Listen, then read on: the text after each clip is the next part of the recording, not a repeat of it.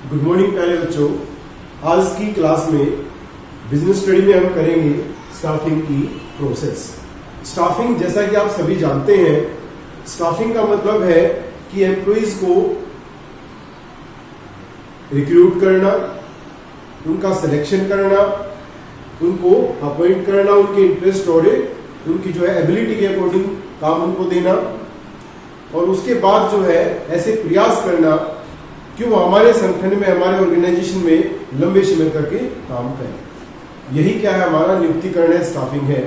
Starting में जिस दिन हमने ये चैप्टर स्टार्ट किया था, तो उस दिन मैंने आपको कहा था कि नियुक्तिकरण और कुछ नहीं है, ये रिक्त पदों को व्यक्तियों से भरना, योग्य व्यक्तियों से भरना, योग्य कर्मचारियों से भरना और उन्हें भरे रहने देना है। माने दो काम हमने करने हैं, एक तो जो हमारी पोस्ट वैकेंट है उनको फिल करना है, और दूसरा हमने ऐसे कुछ एफर्ट्स करने हैं कि वो पोस्ट हमारी फिल्ड रहे। इसका क्या मतलब हुआ? इसका मतलब ये है कि ये प्रयास हमें करने हैं कि कर्मचारी जो है वो लंबे समय तक हमारे ऑर्गेनाइजेशन में बने रहे और वो ऑर्गेनाइजेशन को छोड़ के ना जाए।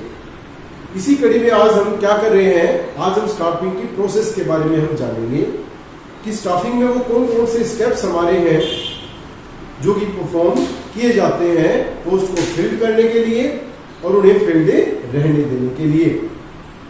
और उसी में हम संक्षेप में जानेंगे कि जो डिफरेंट हमारे स्टेप्स हैं उनको हम किस प्रकार से परफॉर्म करते हैं and what are the objective behind those steps. तो इसको देखते हैं।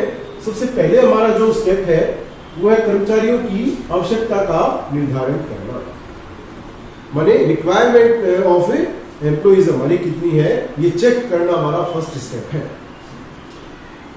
सबसे पहले बच्चों, जब भी हम कर्मचारियों को लेना चाहते हैं, उनको अपॉइंट करना चाहते हैं, तो पहले तो ये जानना पड़ेगा ना कि हमें कितने कर्मचारी चाहिए और किस नेचर के हमें एम्प्लॉइज चाहिए। माने उनमें जो क्वालिफिकेशन है, उनमें जो एबिलिटी है, योग्यता है, वो क्या होनी चाहिए, ये सारा का सारा हम इसी फर्स्ट स्टेप में जानेंगे। इसलिए हमारा मोस्ट इंपोर्टेंट स्टेप माना जाता है स्टाफिंग प्रोसेस का। अब हम कैसे जानते हैं कि हमें कितने एम्प्लॉइज की रिक्वायरमेंट है? और मैंने आपके सामने लिखा है, इसमें दो तरह के एनालिसिस हम करते हैं। Number 1 work load analysis and number 2 work force analysis. अगर हम वर्क लोड एनालिसिस करिए भार की अगर हम बात करें, तो हम ये देखेंगे कि हमारे संगठन में कुल कार्यभार कितना है, कुल वर्कलोड, टोटल वर्कलोड हमारे पास कितना है। कैसे निकालेंगे हम टोटल वर्कलोड? सपोज करेंगे कि एग्जांपल अगर हम यहाँ पे लें कि मान लेते हैं कि एक ऑर्गेनाइजेशन के पास टारगेट है कि उसको एक पर्टिकुलर ईयर में 1 लाख यूनिट उसको बनानी है, किसी पर्टिकुलर प्रोडक्ट की 1 लाख इकाइयां उसको तैयार करनी है।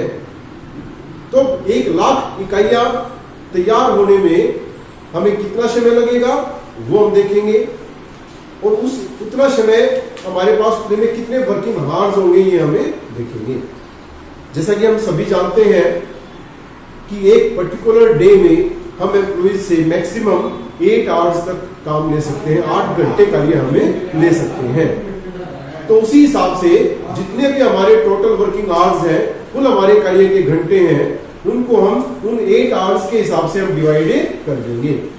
इससे क्या होगा? इससे हमें ये पता चल जाएगा कि एक दिन में मैक्सिमम कितना काम हम कर सकते हैं, और उतना काम करने के लिए, उतनी इकाइयां बनाने के लिए हमें कितने एम्प्लॉइज की रिक्वायरमेंट है, ये हमें पता यहां से चल जाएगा। किस चीज से? वर्कलोड एनालिसिस से।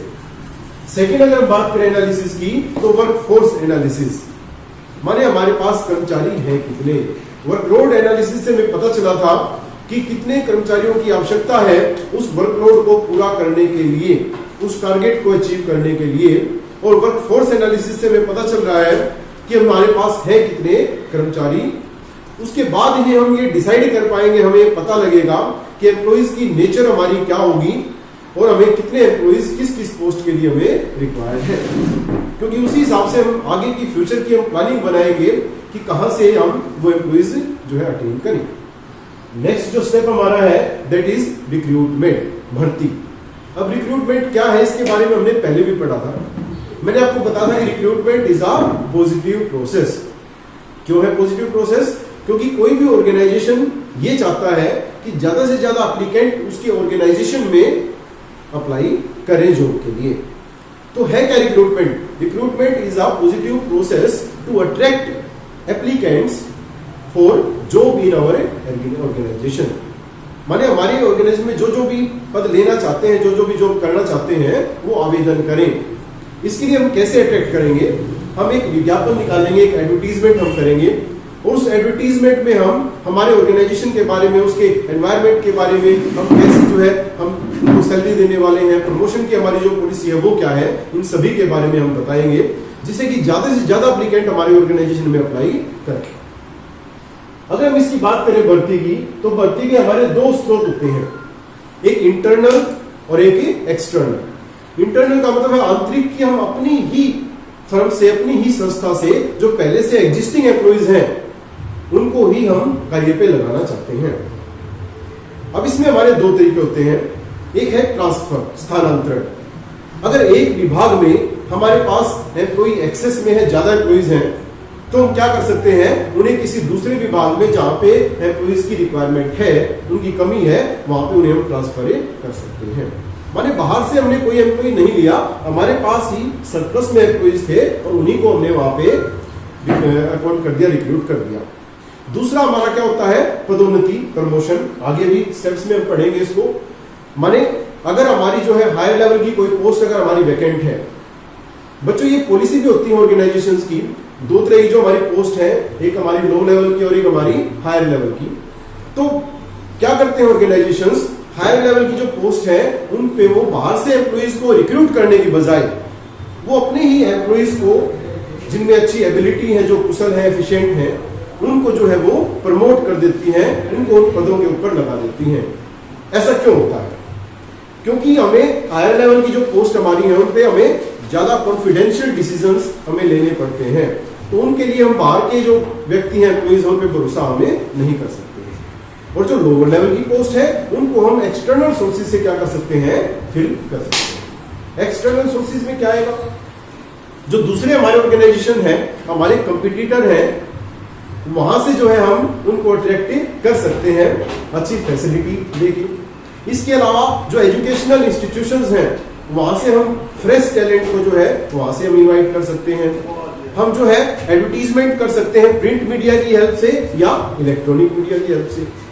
रोजगार कार्यालय हमारे होते हैं, एम्प्लॉयमेंट एक्सचेंज, तो बहुत सारे ऐसे हमारे स्रोत हैं जिनको हम जब प्रमोशन या जब हम रिक्रूटमेंट का चैप्टर करेंगे तो वहां पे इनको डिटेल में इनकी स्टडी हम करने वाले हैं। तो नेक्स्ट जो हमारा स्टेप है, अब हमारे पास क्या हुआ, हमारे पास बहुत सारे एप्लीकेंट्स आ चुके हैं, उनके एप्लीकेशन हमारे पास है।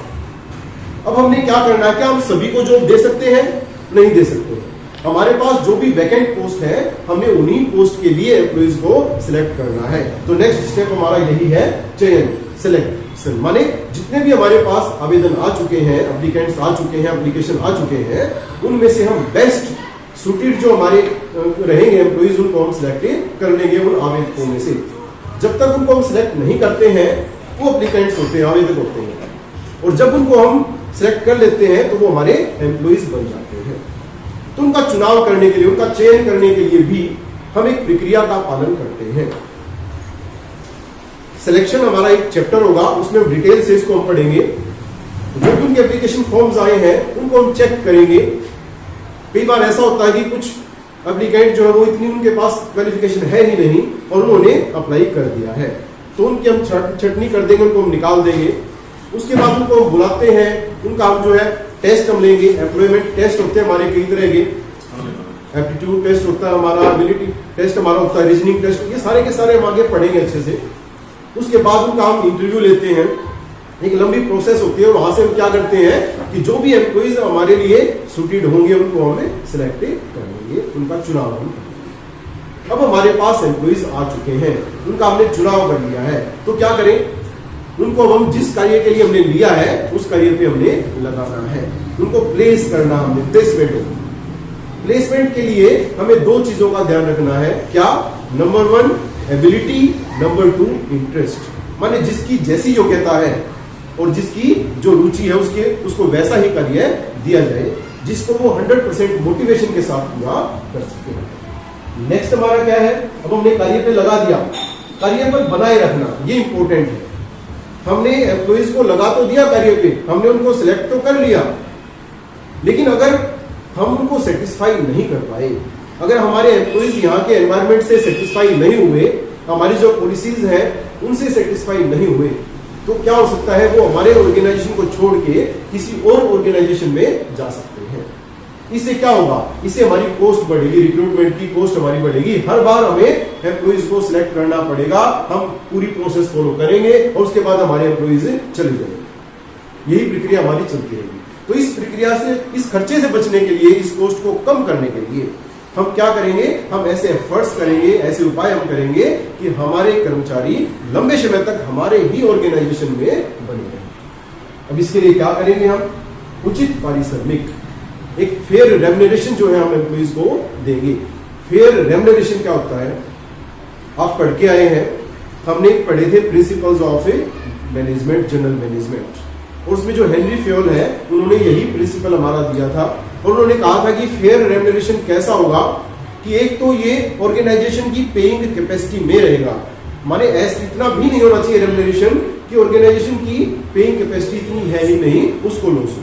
दूसरा, वो मिनिमम इतना भी जरूर होगा कि जो एम्प्लॉइज हमारे हैं उनकी जो हमारी मिनिमम जो उनकी रिक्वायरमेंट है वो उनकी फुलफिल हो जाएगी। इसके बाद हम क्या कर सकते हैं, अच्छे श्रम संबंध, लेबर रिलेशन, किसके बीच में रिलेशन, इंडस्ट्रियल रिलेशन भी इनको हम बोल देते हैं, औद्योगिक संबंध भी इनको हम बोलते हैं। ये हमारे प्रबंध स्वामी भी बोल सकते हैं और कर्मचारियों के बीच में संबंध है। तो वो रिलेशन हमारे अच्छे होने चाहिए। रिलेशन अच्छे हमारे कैसे होंगे, एम्प्लॉइज को काम करते हुए कई सारी प्रॉब्लम्स फेस करनी पड़ेगी, कई सारी समस्याएं उन्हें आएंगी। अगर उनकी समस्या का निपटारा समय से नहीं होता है तो वो क्या कर सकते हैं, वो हड़ताल कर सकते हैं, तालाबंदी हो सकती है, हमारे संबंध हमारे बिगड़ सकते हैं। संबंध सुधारने के लिए क्या करना होगा, जो भी उनके नियरेस्ट ऑफिसर्स हैं, जिनको हम सुपरवाइजर बोलते हैं, जिनको हम फोरमैन बोलते हैं, जिनको हम ऑब्जर्वर बोलते हैं, वो क्या करेंगे, वो उनकी जो भी शिकायतें हैं, जो भी उनकी कंप्लेंट्स हैं उनको सुनेंगे।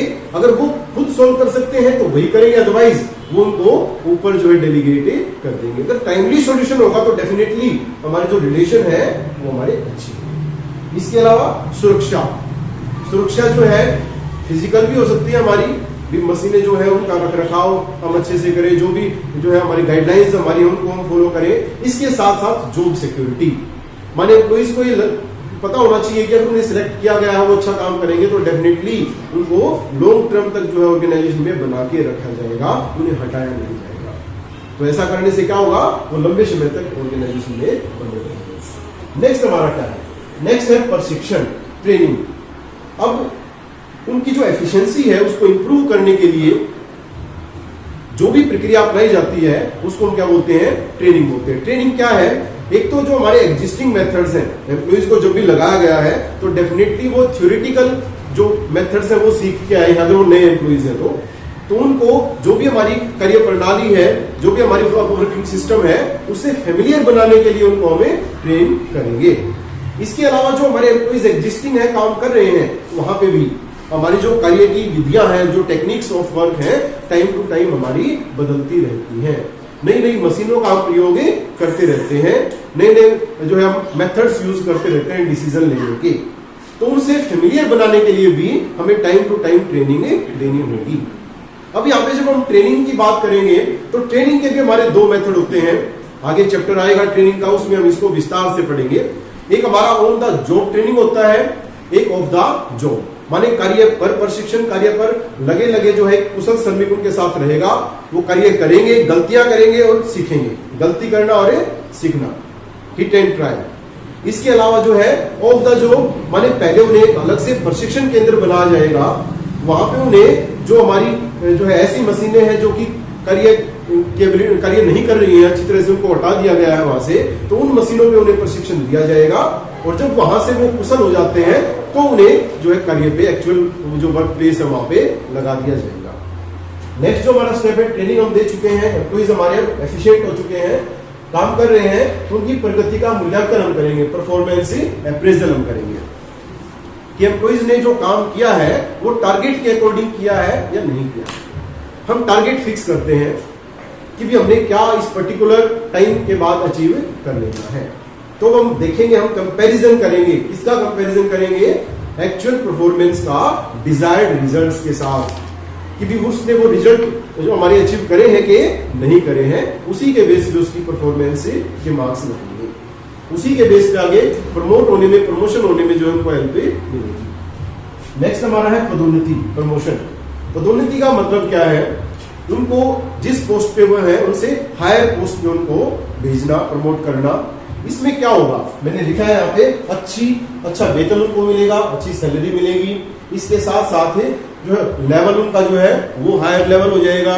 इसके अलावा उनको सुविधाएं क्या मिलेंगी, सुविधाएं उनको ज्यादा मिलेंगी, लेकिन इसके साथ साथ अथॉरिटी भी ज्यादा मिलेगी, सुविधाएं भी ज्यादा मिलेंगी, लेकिन रेस्पॉन्सिबिलिटी भी क्या हो जाएंगी, इंक्रीज हो जाएगी। उसके अलावा स्थानांतरण, पहले भी मैंने आपको बताया कि एक विभाग से दूसरे विभाग में जो है भेज देना कर्मचारियों को, अगर वो वहां पे एक्सेस में है तो। और लास्ट हमारा क्या है, कार्य से अलग करना, सेपरेशन फ्रॉम द वर्क। कार्य से अलग हम कैसे करेंगे, एक तो अगर समय सीमा पूरी हो चुकी है, जितने समय के लिए हमने उनको कार्य पे रखना था, तो उनकी हम रिटायरमेंट करेंगे, सेवानिवृत्ति। इसके अलावा जो है सेवा समाप्ति, टर्मिनेशन।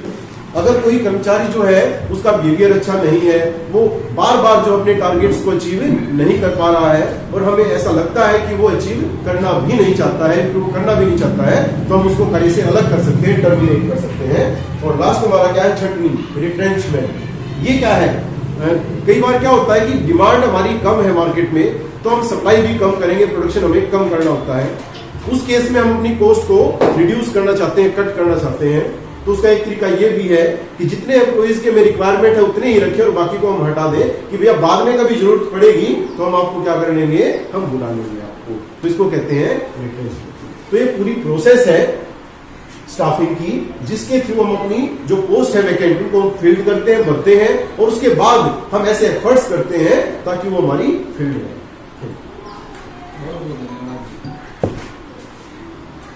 धन्यवाद जी,